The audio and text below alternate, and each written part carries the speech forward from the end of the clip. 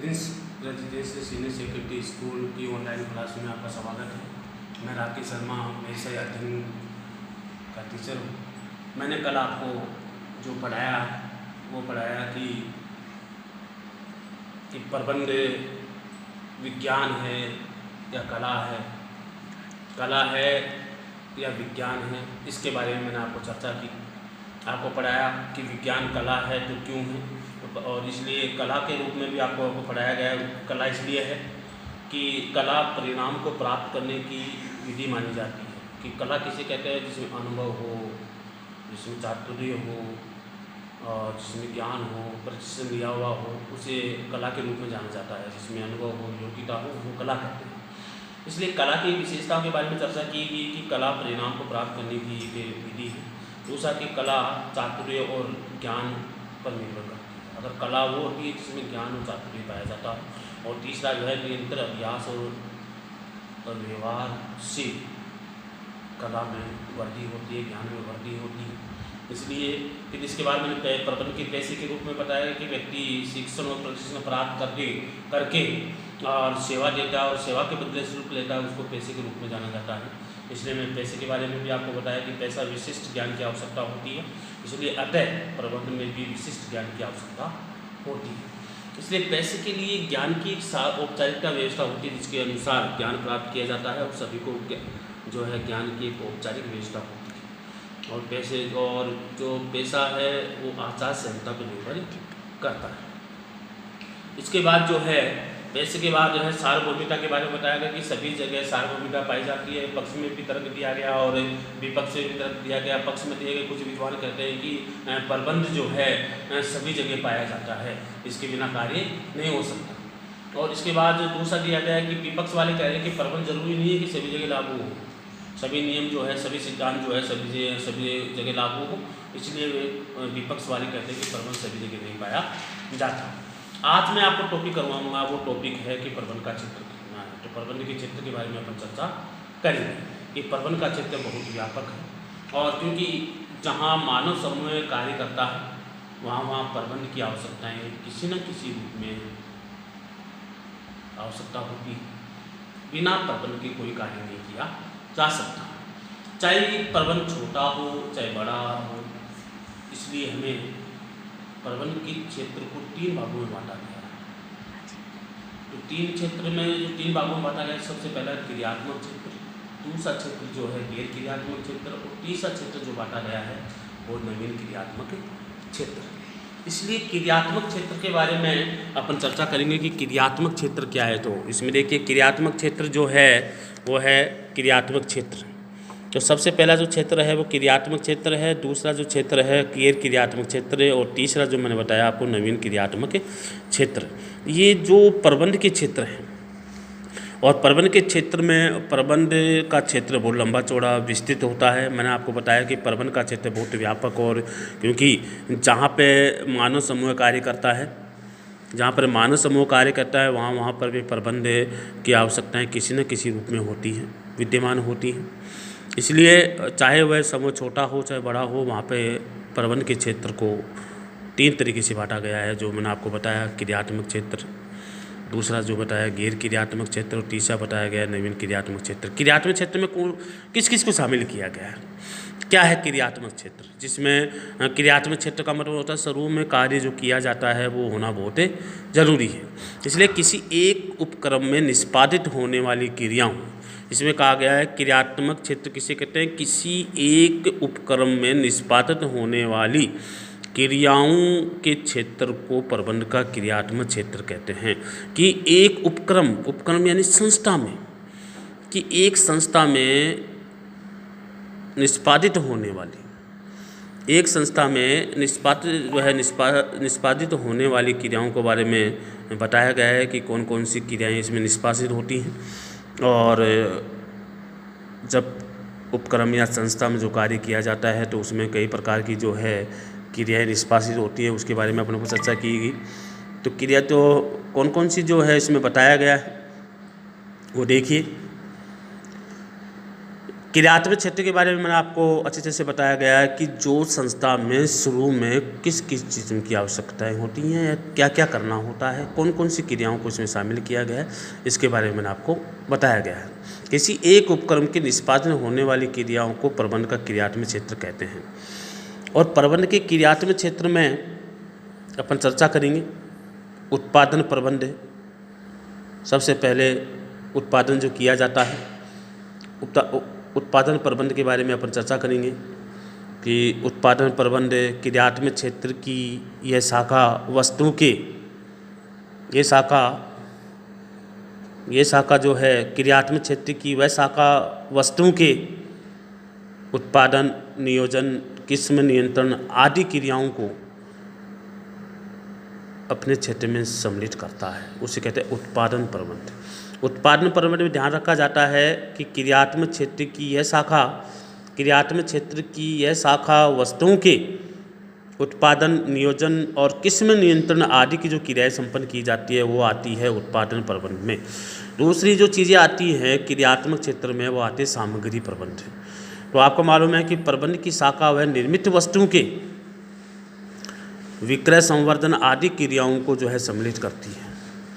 इसके बाद आती है दूसरा विपणन। विपणन का होता है कि वस्तु के कच्चे माल से लेकर के ग्राहक तक या उपभोक्ता तक जो भी क्रियाएं संपन्न होती है बीच में, उसी को विपणन के रूप में ये तीसरी चीज़ें इसमें शामिल की गई है कि इसमें 3 चीज़ें होंगी। तीसरी चीज़ है विपणन। विपणन का तात्पर्य होता है कि कच्चे माल से लेकर के उपभोक्ता तक जो वस्तु पहुँचती है उनके बीच में जितनी भी क्रियाएँ होती हैं उन क्रियाओं को इसमें शामिल किया गया है। इसके बाद विपणन और इसके बाद चौथा है वित्त प्रबंध। क्योंकि किसी भी उपक्रम को चलाने के लिए जो चौथा पॉइंट होना बहुत ज़रूरी है और वो है वित्त प्रबंध। बिना वित्त के शाखा को नहीं चलाया जा सकता या प्रबंध को नहीं चलाया जा सकता या कंपनी को नहीं चलाया जा सकता। इसलिए प्रबंध को इस शाखा में पूंजी की आवश्यकता, पूंजी की प्राप्ति आदि का उपभोग क्रियाओं को संपन्न किया जाता है क्योंकि पैसा सबसे पहले ज़रूरी है, पूंजी कैपिटल होना बहुत ज़रूरी है। इसके बाद सेवा वर्गीय प्रबंध। ये 4 चीज़ होने के बाद पहला इसमें उत्पादन प्रबंध भी हो गया, सामग्री भी हो गया, तीसरा इसमें विपणन भी हो गया, चौथा इसमें वित्त प्रबंध भी हो गया। अब ये 4 चीज़ें होने के बाद आता है कर्मचारी। कार्य करने वाले कर्मचारियों का सेवा वर्गीय प्रबंध किया जाता है और कर्मचारियों को जो है रखा जाता है, नियुक्त किया जाता है।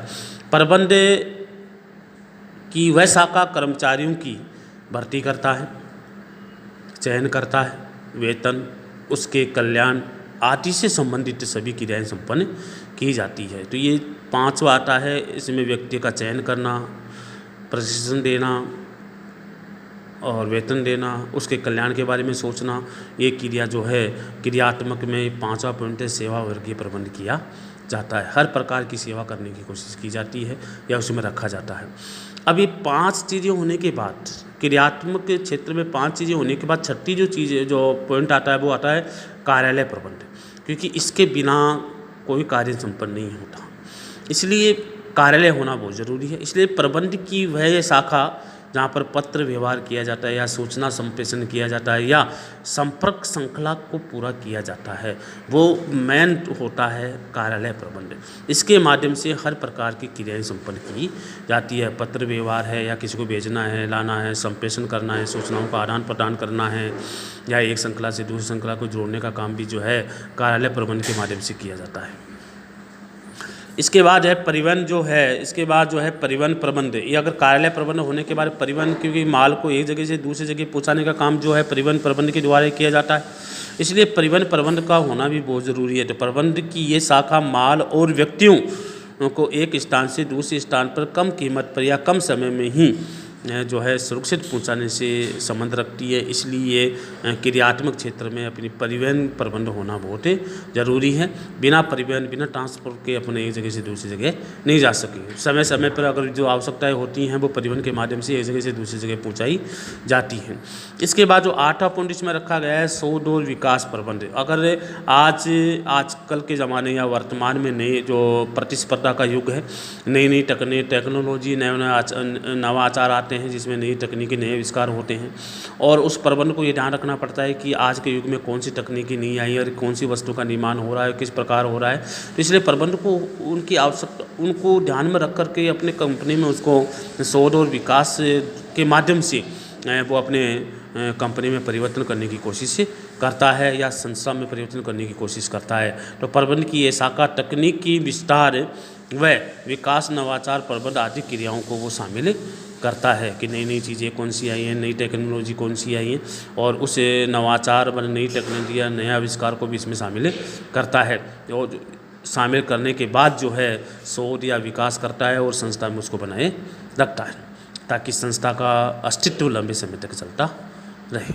इसलिए शोध और विकास प्रबंध में होना बहुत जरूरी है। एक क्रियात्मक में 8वां पॉइंट रखा, क्रियात्मक क्षेत्र में 8वां पॉइंट रखा गया है। इसके बाद जो है आता है निर्यात और आयात प्रबंध। ये आपके साथ 9वां पॉइंट रखा गया है कि प्रबंध की इस शाखा में माल को एक जगह से या क्रय विक्रय से संबंधित क्रियाओं को शामिल किया जाता है। क्रय विक्रय, एक जगह से खरीदना और बेचना। तो निर्यात आयात करना, निर्यात यानी भेजना और आयात यानी मंगवाना, ये एक सारा कार्य जो है क्रय विक्रय संबंधित क्रियाएँ क्रियात्मक क्षेत्र में किया जाता है। इसके बाद 10वां लास्ट पॉइंट इसमें है लेखा कार्य प्रबंध। अगर इसमें पूरे जो व्यवसाय का जो कार्य किया जाता है उसका लेखा जोखा होता है, खाता बही में लिखा जाता है। तो प्रबंध की ये शाखा खाता रखने, हिसाब किताब आदि क्रियाओं को शामिल किया जाता है। इसलिए मैंने आपको 10 पॉइंट बताए गए। ये 10 पॉइंट है आपके जो कार्य क्षेत्र में, जो मैंने आपको प्रबंध के क्षेत्र बताए गए 3, जिसमें क्रियात्मक क्षेत्र है, दूसरा गैर क्रियात्मक क्षेत्र है और तीसरा नवीन क्रियात्मक क्षेत्र है।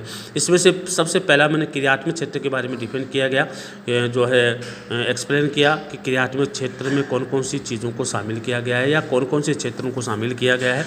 तो क्रियात्मक क्षेत्र में सबसे पहला क्षेत्र जो मैंने आपको बताया उत्पादन प्रबंध, दूसरा इसमें बताया सामग्री प्रबंध, तीसरा मैंने आपको बताया विपणन प्रबंध, चौथा मैंने आपको बताया वित्त प्रबंध, और 5वां इसमें बताया गया सेवा वर्गीय प्रबंध, 6वां बताया गया कार्यालय प्रबंध, 7वां बताया गया परिवहन प्रबंध, 8वां बताया गया शोध और विकास प्रबंध, और 9वां बताया गया निर्यात और आयात प्रबंध, और 10वां जो बताया गया लेखा निर्यात और आयात प्रबंध 9वां बताया गया, और 10वां इसमें बताया गया लेखा कार्य प्रबंध। इसलिए प्रबंध को आगे या मजबूत बनाने के लिए या प्रतिस्पर्धा में रहने के लिए उसको क्रियात्मक क्षेत्र को मजबूत करना बहुत जरूरी। संस्था का पहला कार्य होता है क्रियात्मक क्षेत्र, और क्रियात्मक क्षेत्र अगर सही होगा, मजबूत होगा, अच्छी तरह से उसका पालन किया जाएगा, अच्छी तरह से उसको अगर रखा जाएगा या जो क्रियाएँ पूरी संपन्न अच्छी तरह से की जाएगी तो संस्था मजबूत होगी, और वो संस्था कभी भी इफेक्ट नहीं खा सकती, वो उस मार्केट में बनी रहेगी और मार्केट में जो है उसको कोई हरा नहीं सकता। इसलिए क्रियात्मक क्षेत्र को सबसे पहले मजबूत बनाना होगा, चाहे वो उत्पादन क्षेत्र हो, चाहे वित्त प्रबंध हो, चाहे सामग्री प्रबंध हो, चाहे विपणन हो, चाहे सेवा वर्ग की जो है प्रबंध हो, चाहे कार्यालय प्रबंध हो, चाहे परिवहन प्रबंध हो, चाहे शोध विकास प्रबंध जो है प्रबंध हो, निर्यात आयात प्रबंध हो या लेखा कार्य प्रबंध हो, इन सभी को अपन को मजबूत बनाना होगा, और इसके बिना मजबूती के अपन आगे नहीं बढ़ सकते। तो पहला कार्य होता है, प्राथमिक कार्य होता है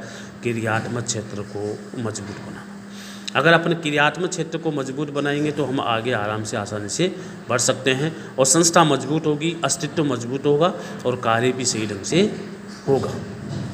इसलिए मैंने आपको आज जो बताया कि प्रबंध के क्षेत्र में जो है क्षेत्र को 3 भागों में बांटा गया है, क्रियात्मक क्षेत्र, गैर क्रियात्मक क्षेत्र और नवीन क्रियात्मक क्षेत्र। ये क्षेत्र बहुत मजबूत होने चाहिए।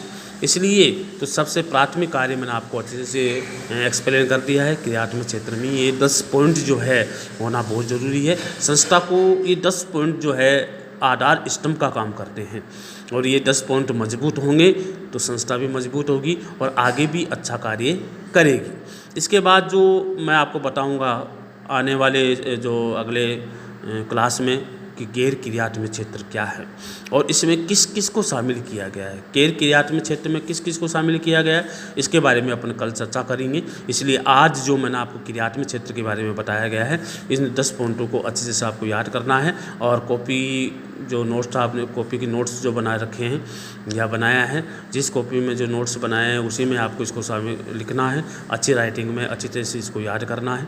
और कोई भी किसी प्रकार की कोई समस्या हो तो आप मेरे से इसमें जो है है वेबसाइट पे जाकर के या जो है ऑनलाइन क्लासों में आकर के मुझे पूछ सकते हैं। किसी प्रकार की अगर डाउट है तो आप मुझसे संपर्क कर सकते हैं।